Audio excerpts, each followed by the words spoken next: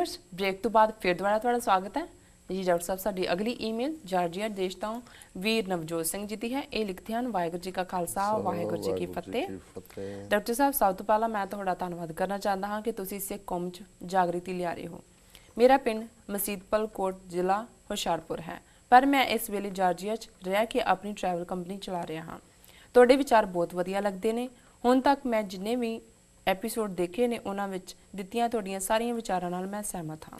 ਇਸ ਲਈ ਮੈਂ ਆਪਣੇ ਮਨ 'ਚ ਉੱਠਦੇ ਬਹੁਤ ਸਵਾਲਾਂ 'ਚੋਂ ਇੱਕ ਸਵਾਲ ਆਪ ਜੀ ਤੇ ਸੰਗਤ ਨਾਲ ਸ਼ੇਅਰ ਕਰਨਾ ਚਾਹੁੰਦਾ ਹਾਂ ਅਤੇ ਆਸ ਕਰਦਾ ਹਾਂ ਕਿ ਜਿਵੇਂ ਤੁਸੀਂ ਸਭ ਸੰਗਤਾਂ ਦੇ ਸਵਾਲਾਂ ਦਾ ਜਵਾਬ ਦੇ ਕੇ ਉਹਨਾਂ ਨੂੰ ਸੰਤੁਸ਼ਟ ਕਰਦੇ ਹੋ, ਉਸੇ ਤਰ੍ਹਾਂ ਮੈਨੂੰ ਮੇਰੇ ਸਵਾਲ ਦਾ ਜਵਾਬ ਜ਼ਰੂਰ ਮਿਲੇਗਾ। ਮੇਰਾ ਟਰੈਵਲਿੰਗ ਦਾ ਕੰਮ ਹੋਣ ਕਰਕੇ ਮੈਂ ਅਕਸਰ ਹਰ ਧਰਮ ਦੇ ਲੋਕਾਂ ਅਤੇ ਉਹਨਾਂ ਦੇ ਪ੍ਰਚਾਰਕਾਂ ਨੂੰ ਮਿਲਦਾ ਰਹਿੰਦਾ ਹਾਂ ਤੇ ਜਦ ਵੀ ਮੈਂ ਉਹਨਾਂ ਪ੍ਰਚਾਰਕਾਂ ਤੇ ਆਪਣੇ ਸਿੱਖ ਧਰਮ ਦੇ ਪ੍ਰਚਾਰਕਾਂ ਦੀ ਤੁਲਨਾ ਕਰਦਾ ਹਾਂ ਤਾਂ ਮੈਨੂੰ ਬਹੁਤ ਨਿਰਾਸ਼ਾ ਹੁੰਦੀ ਹੈ। ਸਾਡੇ ਧਰਮ ਦੇ ਬਹੁਤ ਸਾਰੇ ਪ੍ਰਚਾਰਕ ਅਨਪੜ੍ਹ ਨੇ, ਬਲਕਿ ਮੈਂ ਤਾਂ ਇਹ ਕਹਿਣਾ ਚਾਹਨਾ ਕਿ 94 ਪ੍ਰਚਾਰਕ ਹੀ ਪੜ੍ਹੇ ਲਿਖੇ ਨੇ ਸਿੱਖ ਧਰਮ ਵਿੱਚ। ਪਿੰਡਾਂ ਵਿੱਚ ਹੁਣ ਇਹ ਆਮ ਗੱਲ ਬਣ ਚੁੱਕੀ ਹੈ ਕਿ ਜਿਸ ਨੂੰ ਕੁਝ ਨਹੀਂ ਆਉਂਦਾ ਉਸ ਨੂੰ ਗੁਰੂ ਘਰ ਦਾ ਗ੍ਰੰਥੀ ਬਣਾ ਦਿਓ, ਪਾਠ ਕਰੇਗਾ, 4 ਪੈਸੇ ਕਰ ਲਿਆਵੇਗਾ।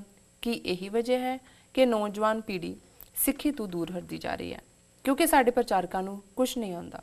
ਸਾਡੇ ਧਰਮ ਦੇ ਪ੍ਰਚਾਰਕ ਦੂਸਰੇ ਧਰਮਾਂ ਦੇ ਪ੍ਰਚਾਰਕਾਂ ਨਾਲੋਂ ਘੱਟ ਪੜ੍ਹੇ ਲਿਖੇ ਹਨ। ਇਹ ਸਾਡੇ ਗੁਰੂ ਸਾਹਿਬਾਨ ਦੀ ਵਿਚਾਰਧਾਰਾ ਨੂੰ ਸਭ ਤੱਕ ਪਹੁੰਚਾਉਣ ਲਈ ਅਸਮਰਥ ਹਨ।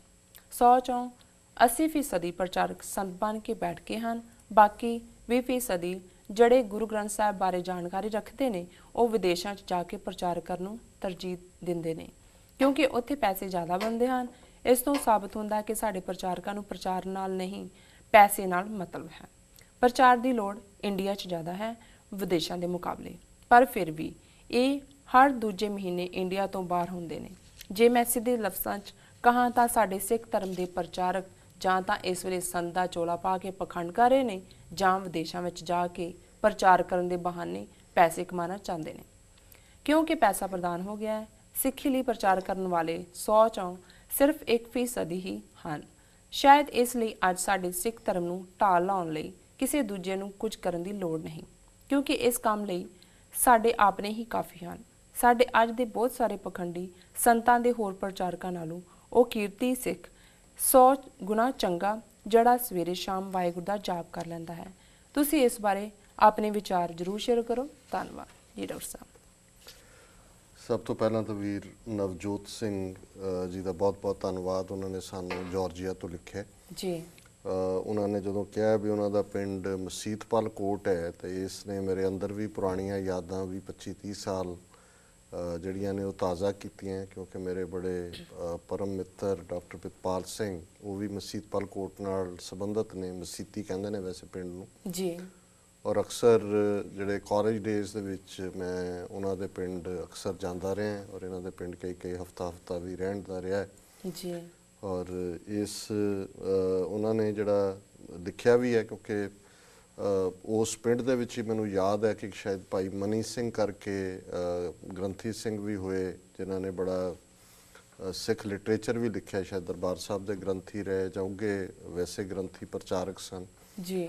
ਔਰ ਅਕਸਰ ਇਹ ਮਸੀਤਪਲ ਕੋਟ ਵਾਲੇ ਜਿਹੜੇ ਸੀ ਇਹਨਾਂ ਦੇ ਬਜ਼ੁਰਗ ਉਹ ਦੱਸਦੇ ਸੀ ਕਿ ਮਹਾਰਾਜਾ ਰਣਜੀਤ ਸਿੰਘ ਦੇ ਦਰਬਾਰ 'ਚ ਵੀ ਜਿਨ੍ਹਾਂ ਨੂੰ ਧਾਰਮਿਕ ਤੌਰ ਦੇ ਉੱਤੇ ਮਾਨਤਾ ਹਾਸਲ ਸੀ ਉਹਨਾਂ 'ਚੋਂ ਕੁਛ ਇਸ ਪਿੰਡ ਦੇ ਸਨ ਜਿਨ੍ਹਾਂ ਨੂੰ ਉਸ ਪਿੰਡ ਦੇ ਵਿੱਚ ਕੁਛ ਜ਼ਮੀਨ ਵੀ ਜਿਹੜੀ ਹੈ ਇਨਾਮ ਵਜੋਂ ਸਿੱਖ ਦਰਬਾਰ ਵੱਲੋਂ ਮਿਲੀ ਹੋਈ ਸੀ ਜੀ। ਸੋ ਜ਼ਾਹਰ ਹੈ ਵੀ ਇੱਕ ਇਤਿਹਾਸਕ ਜਿਹੜੇ ਉਸ ਥਾਟ ਦੇ ਨਾਲ ਹੀ ਪਰਨਾਏ ਹੋਏ ਨੇ। ਬੇਸ਼ੱਕ ਉਹ ਜਾਰਜੀਆ 'ਚ ਬੈਠੇ ਨੇ, ਆਪਣੀ ਟਰੈਵਲ ਏਜੰਸੀ ਰਨ ਕਰ ਰਹੇ ਨੇ, ਇਹਦੇ ਬਾਵਜੂਦ ਇਹਨਾਂ ਦੇ ਮਨ 'ਚ ਜਿਹੜਾ ਸਿੱਖੀ ਦਾ ਦਰਦ ਹੈ ਇਸ ਗੱਲ ਤੋਂ ਚਿੰਤਤ ਨੇ। ਜਦੋਂ ਇਹ ਬਾਹਰ ਦੂਸਰੇ ਧਰਮਾਂ ਦੇ ਲੋਕਾਂ ਨੂੰ ਪ੍ਰਚਾਰਕਾਂ ਨੂੰ ਮਿਲਦੇ ਨੇ ਤੇ ਫਿਕਰਮੰਦ ਹੁੰਦੇ ਨੇ ਕਿ ਜਿਹੜਾ ਉਹਨਾਂ ਦਾ ਸਟੈਂਡਰਡ ਕਿੱਥੇ ਹੈ। ਔਰ ਸਾਡੇ ਜਿਹੜੇ ਬਹੁਤ ਸਾਰੇ ਪ੍ਰਚਾਰਕ ਨੇ ਔਰ ਉਹਨਾਂ ਨੇ ਬਿਲਕੁਲ ਠੀਕ ਕਿਹਾ ਕਿ ਜਦੋਂ ਕੋਈ ਹੋਰ ਕਿਸੇ ਕੰਮ ਜੋਗਾ ਨਹੀਂ ਹੁੰਦਾ, ਕਹਿੰਦੇ ਬਈ ਇਹ ਭੁੱਖਾ ਜੂ ਰਹੇਗਾ ਤੇ ਇਹਨੂੰ 4 ਸ਼ਬਦ ਸਿਖਾ ਦਿਓ, ਗ੍ਰੰਥੀ ਬਣਾ ਦਿਓ, ਚਲੋ ਰੋਟੀ ਤਾਂ ਖਾਏਗਾ ਜੀ ਜੀ। ਔਰ ਇਹ ਵੀ ਇਹਦੇ 'ਚ ਵੀ ਕੋਈ ਸ਼ੱਕ ਨਹੀਂ ਹੈ ਵੀ ਉਹਨਾਂ ਨੇ ਕਿਹਾ ਕਿ ਵੀ ਜਿਹੜੇ ਅੱਜ ਐਗਜ਼ਿਸਟ ਵੀ ਕਰਦੇ ਨੇ 80% ਨੇ ਚੋਲਾ ਪਾ ਲਿਆ ਉਹ ਸੰਤ ਬਣ ਗਏ। ਜਿਹੜੇ ਬਾਕੀ 20% ਨੇ ਜਿਨ੍ਹਾਂ ਕੋਲ ਗਿਆਨ ਹੈ ਉਹ ਪੰਜਾਬ 'ਚ ਨਹੀਂ ਟਿਕਦੇ, ਉਹਨਾਂ ਨੂੰ ਡਾਲਰ ਤੇ ਪੌਂਡ ਭਾਰਾ ਲੱਗਦਾ, ਉਹ ਬਾਹਰ ਤੁਰੇ ਹੁੰਦੇ ਨੇ ਜੀ। ਤੇ ਫਿਰ ਉਹਨਾਂ ਨੇ ਕਨਕਲੂਡ ਕੀਤਾ ਹੈ ਕਿ ਵੀ ਇਸ ਸਾਰੇ ਚੋਂ ਜਿਹੜਾ ਅਲਟੀਮੇਟਲੀ ਉਹ ਕਿਰਤੀ ਸਿੱਖ ਹੀ ਚੰਗਾ ਹੈ, ਜਿਹੜਾ 2 ਵੇਲੇ ਵਾਹਿਗੁਰੂ ਕਹਿ ਲੈਂਦਾ ਜੀ। ਹੁਣ ਦੇਖੋ ਇਹੀ ਉਹਨਾਂ ਦਾ ਲਿਖਤ ਹੈ ਸਾਰੀ, ਜਿਹਨੂੰ ਮੈਂ ਦੁਹਰਾਇਆ ਹੋਰ ਬਰੀਫ ਕਰਕੇ ਜੀ। ਹੁਣ ਇਹਦੇ 'ਚ 2-3 ਸਵਾਲ ਨੇ। ਮੈਂ ਉਹਨਾਂ ਦਾ ਜਿਹੜਾ ਐਨਾਲਿਸਿਸ ਹੈ ਜਾਂ ਉਹਨਾਂ ਨੇ ਜਿਹੜਾ ਤੱਤ ਕੱਢਿਆ ਹੈ ਉਸ ਨਾਲ ਸਹਿਮਤ ਨਹੀਂ ਹੈ, ਪਰ ਹੁਣ ਅਸੀਂ ਇਸ ਸਾਰੇ ਨੂੰ, ਜਿਹਨੂੰ ਅਸੀਂ ਬਲੇਮ ਗੇਮ ਵੀ ਕਹਿ ਸਕਦੇ ਹਾਂ, ਬਾਹਰ ਦੇਣ ਦੀ ਬਜਾਏ ਪਹਿਲਾਂ ਆਪਣੇ ਵੱਲ ਲੈ ਆਈਏ। ਅਸੀਂ ਗ੍ਰਸਤੀ ਹਾਂ, ਸਾਡੇ ਪੁੱਤਰ ਧੀਆਂ ਨੇ ਜੀ। ਸਾਡੇ ਚੋਂ ਕਿੰਨੇ ਜਿਹੜੇ ਅਸੀਂ ਮਹਿਸੂਸ ਕਰਦੇ ਹਾਂ ਜੀ ਸਿੱਖੀ ਦਾ ਪ੍ਰਚਾਰ ਨਹੀਂ ਹੋ ਰਿਹਾ ਜਾਂ ਬਾਹਰਲੇ ਲੋਕਾਂ 'ਚ ਹੋਣਾ ਚਾਹੀਦਾ ਹੈ, ਅਸੀਂ ਕਿੰਨੇ ਮਾਪਿਓ ਜਾਂ ਕਿਹੜੇ ਪਿਓ ਜਾਂ ਕਿਹੜੀਆਂ ਮਾਵਾਂ ਚਾਹਾਂਗੇ ਕਿ ਸਾਡਾ ਪੁੱਤਰ ਗ੍ਰੰਥੀ ਬਣੇ ਜਾਂ ਸਾਡਾ ਪੁੱਤਰ ਸਿੱਖੀ ਦਾ ਪ੍ਰਚਾਰਕ ਬਣੇ? ਜਿੱਦਣ ਅਸੀਂ ਇਹ ਚਾਹਾਂਗੇ, ਜਦੋਂ ਸਾਡੀ ਜਿਹੜੀ ਹੈ ਮਾਪਿਓ ਇਹ ਚਾਹਣਗੇ ਔਰ ਉਹ ਮਾਣ ਮਹਿਸੂਸ ਕਰਨਗੇ ਕਿ ਸਾਡਾ ਪੁੱਤਰ ਜਾਂ ਸਾਡੀ ਧੀ ਸਿੱਖੀ ਧਰਮ ਦੇ ਪ੍ਰਚਾਰ ਦੇ ਲਈ ਆਪਣਾ ਜੀਵਨ ਅਰਪਣ ਕਰ ਰਹੀ ਹੈ, ਔਰ ਉਸ ਦਿਨ ਫਿਰ ਸਾਨੂੰ ਇਹ ਇਖਲਾਕੀ ਹੱਕ ਹੋਏਗਾ ਕਿ ਅਸੀਂ ਇਸ ਗੱਲ ਦੇ ਉੱਤੇ ਕਿ ਦੂਸਰੇ ਜਿਹੜੇ ਨੇ ਉਹ ਕਿਉਂ, ਜਦੋਂ ਸਮਾਜ ਕਿਤੇ ਬਾਹਰੋਂ ਤਾਂ ਨਹੀਂ ਆਉਂਦਾ ਨਾ ਜੀ, ਅਸੀਂ ਹੈ ਜੀ। ਜੀ। ਜੇ ਸਾਡੀ ਪਹਿਲੀ ਚਾਹਨਾ ਹੁੰਦੀ ਹੈ ਜੀ ਸਾਡਾ ਪੁੱਤਰ ਧੀ ਡਾਕਟਰ ਬਣੇ, ਫਿਰ ਇੰਜੀਨੀਅਰ ਬਣੇ, ਨਹੀਂ ਹੈ ਤਾਂ ਬੈਂਕਰ ਬਣ ਜਾਏ, ਨਹੀਂ ਹੈ ਤਾਂ ਚਲੋ ਕਰਕੇ ਟੀਚਰ ਲੱਗ ਜਾਏ, ਜਦੋਂ ਕਿੰਨੇ ਮਾਪਿਓ, ਮੈਂ ਤਾਂ ਸ਼ਾਇਦ ਅੱਜ ਤੱਕ 1 ਜਾਂ 2 ਫੈਮਲੀਜ਼ ਨੂੰ ਜਾਣਦਾ, ਇੱਕ ਕੈਲੀਫੋਰਨੀਆ 'ਚ, ਉਹ ਵੀ ਅਮਰੀਕਾ 'ਚ ਆ ਕੇ ਡਾਕਟਰ ਨੇ, ਉਹ ਫੈਮਿਲੀ ਆ, ਉਹਨਾਂ ਦਾ ਬੇਟਾ ਜਿਹੜਾ ਹੈ ਉਹ ਕਦੇ ਹਰਮੰਦਰ ਸਾਹਿਬ 'ਚ ਵੀ ਪਹਿਲਾਂ ਤਬਲਾ ਵਜਾਉਂਦਾ ਸੀ ਜਾਂ ਕੀਰਤਨ ਕਰਦਾ, ਤੇ ਉਹਨਾਂ ਦੇ ਪੇਰੈਂਟਸ ਮਾਣ ਮਹਿਸੂਸ ਕਰਦੇ ਨੇ। ਹਾਲਾਂਕਿ ਉਹ ਬੇਟਾ ਹਾਈਲੀ ਐਜੂਕੇਟਿਡ ਹੋ ਸਕਦਾ ਸੀ, ਪਰ ਉਹਨੇ ਇਸ ਫੀਲਡ ਨੂੰ ਚੁਣਿਆ। ਉਹ ਮਾਣ ਮਹਿਸੂਸ ਕਰਦੇ ਨੇ ਕਿ ਵੀ ਅਸੀਂ ਆਪਣਾ ਇਸ ਗੱਲੋਂ ਵਡਭਾਗੀ ਹਾਂ ਕਿ ਸਾਡਾ ਬੱਚਾ ਇਸ ਪਾਸੇ ਲੱਗਾ। ਜੀ ਜੀ। ਨਹੀਂ ਤਾਂ ਬਹੁਤ ਸਾਰੇ ਹਾਲਾਤਾਂ 'ਚ ਤਾਂ ਗ੍ਰੰਥੀ ਰਾਗੀ ਬਣਨਾ ਜਾਂ ਪ੍ਰਚਾਰਕ ਬਣਨਾ ਤਾਂ ਦੂਰ ਦੀ ਗੱਲ ਹੈ। ਜਿਹੜੇ ਬੱਚੇ ਕੈਂਪਾਂ 'ਚ ਆਉਂਦੇ ਨੇ, ਔਰ ਮੈਂ ਇਹ ਵੀ ਨਿੱਜੀ ਮੈਂ ਵਿਟਨੈਸ ਕੀਤਾ, ਉਹ ਜਦੋਂ ਹੁਣ ਕੈਂਪਾਂ ਦੇ ਵਿੱਚ ਸਿੱਖੀ ਕੀ ਹੈ, ਘੱਲੂਘਾਰਾ ਕਿਵੇਂ ਹੋਇਆ, ਸਾਡੇ ਹੱਕ ਕੀ ਨੇ, ਜਿਹੜੇ ਪੰਥ ਪ੍ਰਸਤ ਆਰਗੇਨਾਈਜ਼ਰ ਨੇ ਉਹ ਤਾਂ ਦੱਸਦੇ ਨੇ, ਕੁਛ ਥਾਵਾਂ 'ਤੇ ਤਾਂ ਉਹ ਗਿਣਤੀ ਕਕਾਰਾਂ ਤੱਕ ਹੀ ਰਹਿ ਜਾਂਦੇ ਨੇ। ਤਾਂ ਉਹਨਾਂ ਹਾਲਾਤਾਂ 'ਚ ਪੇਰੈਂਟਸ ਆ ਕੇ ਕਹਿੰਦੇ ਨੇ ਕਿ ਜੀ ਅਸੀਂ ਤਾਂ ਬੱਚਿਆਂ ਨੂੰ ਭੇਜਿਆ ਸੀ ਕਿ ਮਾੜੀ ਮੋਟੀ ਪੰਜਾਬੀ ਸਿੱਖ ਜਾਣਗੇ, ਆਪਣੇ ਕਲਚਰ ਦਾ ਪਤਾ ਹੋਏ, ਤੁਸੀਂ ਤਾਂ ਇਹਨਾਂ ਨੂੰ ਜੁਝਾਰੂ ਬਣਾ ਰਹੇ ਹੋ ਜਾਂ ਤੁਸੀਂ ਤਾਂ ਇਹਨਾਂ ਨੂੰ, ਅਸੀਂ ਥੋੜ੍ਹੀ ਉਹ ਜਾ ਕੇ, ਕਿਉਂਕਿ ਬੱਚੇ ਕੈਂਪਾਂ 'ਚ ਜਿਹੜੇ ਦਸਤਾਰਾਂ ਸਜਾਉਣ ਲੱਗ ਜਾਂਦੇ ਨੇ, ਕੇਸ ਰੱਖਣ ਲੱਗ ਜਾਂਦੇ ਨੇ, ਉਹ ਜਾ ਕੇ ਮਾਪਿਓ ਨੂੰ ਕਹਿੰਦੇ ਨੇ ਜੀ ਤੁਸੀਂ ਜੋ ਇਹ ਬੋਦੇ ਮੁੰਨੇ ਹੋਏ ਨੇ, ਜਾਂ ਪਿਓ ਨੂੰ ਕਹਿੰਦੇ ਨੇ ਵੀ ਤੂੰ ਵੀ ਸਿੱਖ ਹੈ, ਤੂੰ ਕਿਉਂ ਨਹੀਂ ਕੇਸ ਰੱਖੇ? ਜੀ ਜੀ। ਉਹਨੂੰ ਲੱਗਦਾ ਵੀ ਇਹ ਤਾਂ ਸਾਡੇ ਬੱਚੇ ਵਿਗਾੜਤੇ। ਸੋ ਦੇਖੋ ਅਲਟੀਮੇਟਲੀ ਸੁਸਾਇਟੀ ਦੇ ਵਿੱਚ ਅਸੀਂ ਇੱਕ ਕਲਾਸ ਨੂੰ ਬਲੇਮ ਨਹੀਂ ਕਰ ਸਕਦੇ ਕਿ ਜੀ ਉਹ ਲਾਲਚੀ ਨੇ ਜਾਂ ਪੈਸੇ ਦੇ ਪਿੱਛੇ ਨੇ। ਕੌਣ ਪੈਸੇ ਦੇ ਪਿੱਛੇ ਨਹੀਂ ਹੈ? ਜੀ ਜੀ। ਹੁਣ ਅਸੀਂ ਹਰ ਗ੍ਰੰਥੀ 'ਚੋਂ ਬਾਬਾ ਬੁੱਢਾ ਲੱਭੀਏ ਕਿ ਜੀ ਬਾਬਾ ਬੁੱਢਾ ਉਹ ਗ੍ਰੰਥੀ ਵੀ ਹੋਣ, ਉਹ ਬੀੜ ਸਾਹਿਬ ਜਾ ਕੇ ਘੋੜਿਆਂ ਦੀ ਲਿੱਦ ਦੀ ਸੇਵਾ ਵੀ ਕਰਨ, ਸ਼ਸਤਰ ਵਿਦਿਆ ਵੀ ਸਿਖਾਉਣ, ਸੰਗਤ ਦੀ ਸੇਵਾ ਵੀ ਕਰਨ, ਤੇ ਫਿਰ ਇਹੀ ਗੁਰੂ ਤੋਂ ਮੰਗਣ ਕਿ ਅਸੀਂ ਤੁਹਾਡੇ ਸਨਮੁਖ ਰਹੀਏ। ਹੁਣ ਬਾਬਾ ਬੁੱਢਾ ਤਾਂ ਨਹੀਂ, ਹੁਣ ਅਸੀਂ ਹਰ ਗ੍ਰੰਥੀ ਨੂੰ ਚੋਂ ਬਾਬਾ ਬੁੱਢਾ ਲੱਭਣਾ ਚਾਹੁੰਦੇ ਹਾਂ ਕਿ ਵੀ ਉਹ ਟੋਟਲੀ ਨਿਸ਼ਕਾਮ ਹੋ ਕੇ ਆਪਣਾ ਜੀਵਨ ਗੁਰੂ ਨੂੰ ਦੇ ਦੇਣ। ਇਹ ਨਹੀਂ ਹੈ। ਇਹਦੇ 'ਚ ਸਾਡਾ ਸਮਾਜ ਵੀ ਉਨਾ ਹੀ ਦੋਸ਼ੀ ਹੈ। ਅਸੀਂ ਵੀ ਹੋਰ ਭਾਵੇਂ ਲੱਖਾਂ ਡਾਲਰ ਹੋਰ ਚੀਜ਼ਾਂ 'ਤੇ ਖਰਚ ਕਰੀਏ, ਜਦੋਂ ਭਾਈ ਰਾਗੀਆਂ ਦੀ ਤਨਖਾਹ ਦੀ ਗੱਲ ਆਉਂਦੀ ਹੈ, ਅੱਧੀ ਕਮੇਟੀ ਡਿਵਾਈਡ ਹੁੰਦੀ ਹੈ ਕਿ ਜੀ ਇਹਨਾਂ ਦੇ ਆਹ ਪੈਸੇ ਵੀ ਖੋਹ ਲਓ, ਇਹਨਾਂ ਤੋਂ ਬੜੀ ਆਮਦਨ ਹੈ ਜੀ ਭਾਈਆਂ ਨੂੰ, ਇਹਦੇ ਬਾਜੇ ਤੇ ਬੜੇ, ਕਈਆਂ ਨੇ ਦੇ ਰੱਖਿਆ, ਬਾਜੇ ਵਾਲੇ ਵੀ ਦੇ ਦਿਓ ਸਾਨੂੰ। ਜੀ ਜੀ। ਸੋ ਜਦੋਂ ਅਸੀਂ ਇਸ ਕਿਸਮ ਦਾ ਵਰਤਾਰਾ ਕਰਾਂਗੇ, ਇਹ ਇੱਕ ਲਾਲਚ ਨੂੰ ਵੀ ਜਨਮ ਦਿੰਦਾ।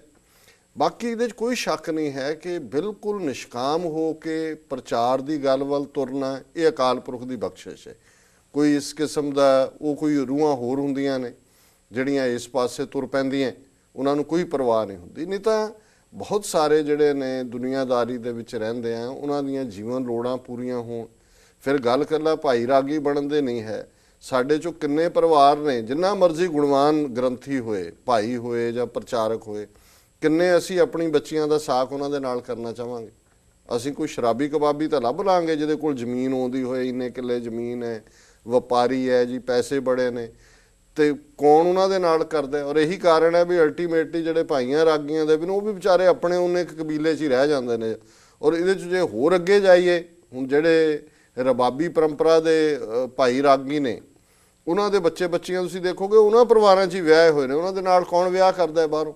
ਸੋ ਜਦੋਂ ਤੱਕ ਅਸੀਂ ਸਮਾਜਿਕ ਸਟੇਟਸ ਸਮਾਜਿਕ ਰੁਤਬਾ ਨਹੀਂ ਦਿੰਦੇ, ਉਹਨਾਂ ਦੀਆਂ ਜਿਹੜੀਆਂ ਜੀਵਨ ਲੋੜਾਂ ਨੇ ਉਹ ਪੂਰੀਆਂ ਨਹੀਂ ਕਰਦੇ, ਇਸ ਗੱਲ ਨੂੰ ਯਕੀਨੀ ਨਹੀਂ ਬਣਾਉਂਦੇ ਕਿ ਭਾਈਆਂ ਰਾਗੀਆਂ ਦੇ ਬੱਚੇ ਵੀ ਜਿਹੜੇ ਨੇ ਉਹ ਹਾਈਐਸਟ ਐਜੂਕੇਸ਼ਨ ਲੈ ਸਕਣ, ਫਿਰ ਜਾਂ ਗਰੀਡ ਹੋਏਗੀ ਜਾਂ ਪਖੰਡ ਹੋਏਗਾ। ਜਿਵੇਂ ਉਹਨਾਂ ਨੇ ਬਿਲਕੁਲ ਠੀਕ ਕਿਹਾ ਵੀ 80% ਚੋਲੇ ਪਾ ਕੇ ਸੰਤ ਬਣੇ ਹੋਏ ਨੇ, ਫਿਰ ਅਸੀਂ ਉਹਨਾਂ ਕੋਲ ਜਾ ਕੇ ਉਹਨਾਂ ਚੋਲੇ ਵਾਲਿਆਂ ਕੋਲੋਂ ਜਾ ਕੇ ਮੰਗਾਂਗੇ, ਲੇਕਿਨ ਅਸੀਂ ਉਹਨਾਂ ਨੂੰ ਜੇ ਉਹੀ ਇੱਕ ਗ੍ਰੰਥੀ ਰੂਪ 'ਚ ਸਾਨੂੰ ਕੋਈ ਗੱਲ ਸਮਝਾਉਣ ਦਾ ਯਤਨ ਕਰਦੇ ਨੇ ਤੇ ਸਾਨੂੰ ਲੱਗਦਾ ਹੈ ਕਿ ਵੀ ਇਹ ਕੀ ਹੈ, ਸਾਡਾ ਗ੍ਰੰਥੀ ਹੈ, ਤਨਖਾਹੀ ਹੈ ਸਾਡਾ। ਜੀ ਜੀ ਗੁਰਦੁਆਰਿਆਂ ਦੇ ਪ੍ਰਬੰਧਕ ਨੇ ਉਹ ਜਾਣਗੇ, ਉਹ ਐਕਸਪੈਕਟ ਕਰਨਗੇ ਜੀ ਗ੍ਰੰਥੀ ਉਹਨਾਂ ਨੂੰ ਪਹਿਲਾਂ ਚਾਹ ਬਣਾ ਕੇ ਲਿਆਏ, ਉਹਨੂੰ ਕਮਰੇ 'ਚ ਸੱਦੇ, ਆਓ ਜੀ ਪ੍ਰਧਾਨ ਸਾਹਿਬ ਕਰੇ। ਸੋ ਜਦੋਂ ਇਸ ਕਿਸਮ ਦਾ ਐਟੀਟਿਊਡ ਹੋਏਗਾ, ਤੁਸੀਂ ਨਾ ਕੋਈ ਧਰਮ ਪ੍ਰਚਾਰ ਕਰ ਸਕਦੇ ਹੋ, ਨਾ ਕੋਈ ਜਿਹੜੇ ਕ੍ਰੈਡੀਬਲ ਲੋਕ ਸਾਨੂੰ ਜੁਆਇਨ ਕਰਨਗੇ। ਸੋ ਅੰਗਰੇਜ਼ੀ 'ਚ ਕਹਿੰਦੇ ਨੇ ਚੈਰਿਟੀ ਬਿਗਨਸ ਐਟ ਹੋਮ। ਜੀ ਸਭ ਤੋਂ ਪਹਿਲਾਂ ਆਪਣੇ ਘਰਾਂ ਤੋਂ ਸ਼ੁਰੂ ਕਰੀਏ।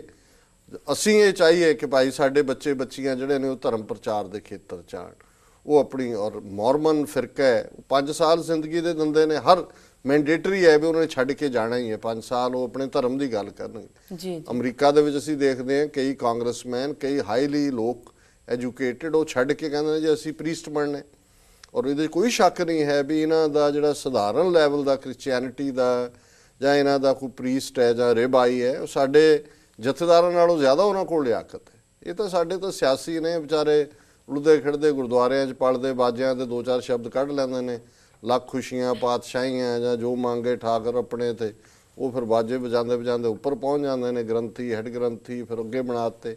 ਇਹੀ ਹਾਲ ਸਾਡੇ ਅੱਪਰ ਲੈਵਲ ਤੱਕ ਦਾ ਹੈਗਾ। ਸੋ ਫਿਰ ਵੀ ਇਹਨਾਂ ਦਾ ਆਪਣੇ ਵੀਰ ਨਵਜੋਤ ਸਿੰਘ ਜੀ ਦਾ ਬਹੁਤ ਬਹੁਤ ਧੰਨਵਾਦ।